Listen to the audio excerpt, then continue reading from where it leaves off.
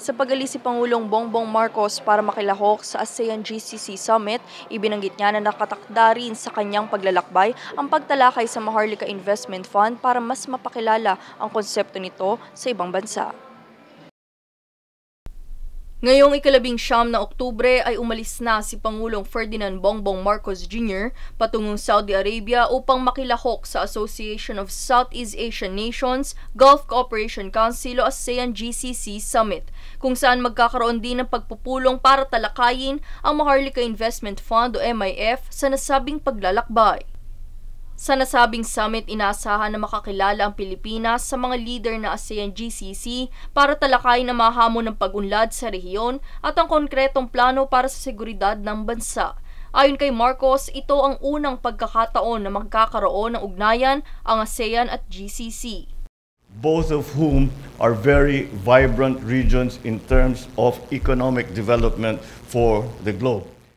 Sa panig ng Pilipinas, layunin nito na makilahok sa mga usaping may kinalaman sa enerhiya, seguridad sa pagkain, digital information, malayang pag-angkat ng kalakal, serbisyong pangkalusugan at pagpapabuti sa mga karapatan ng mga overseas Filipino workers o OFWs. It gives us, the Philippines, a unique opportunity to advance our priorities in ASEAN under the ASEAN-GCC framework while forging closer cooperation between the two dynamic regional organizations.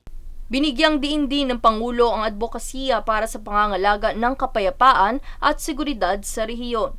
Kasama rin sa kanyang paglalakbay ang makipagkita sa mga Pilipino sa Riyadh upang ibahagi ang mga mahahalagang pangyayari sa Pilipinas at pasalamatan sila sa kanilang naging mahalagang kontribusyon sa ating bansa.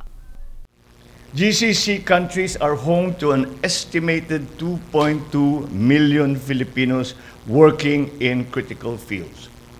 We will see to it that our constructive engagement with ASEAN and our partners will continue to serve our national interest and the well-being of the Filipino people.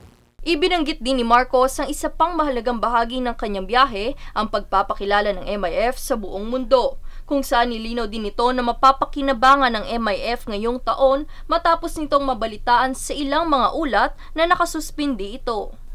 The organization of the Maharlika Fund proceeds apace, and what I have done though is that we have found more improvements that we can make specifically to the organizational structure of the Maharlika Fund.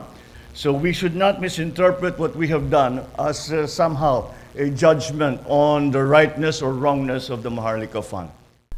Sa kanyang talumpati ay naroon din sina Vice Presidente Sara Duterte, House Speaker Martin Romualdez at mga miyembro ng kabinete, AFP Chief of Staff General Romeo Bronno Jr. at mga pinuno ng iba't ibang ahensya ng gobyerno. Daniza Lopez nag-uulat para sa One Media Network.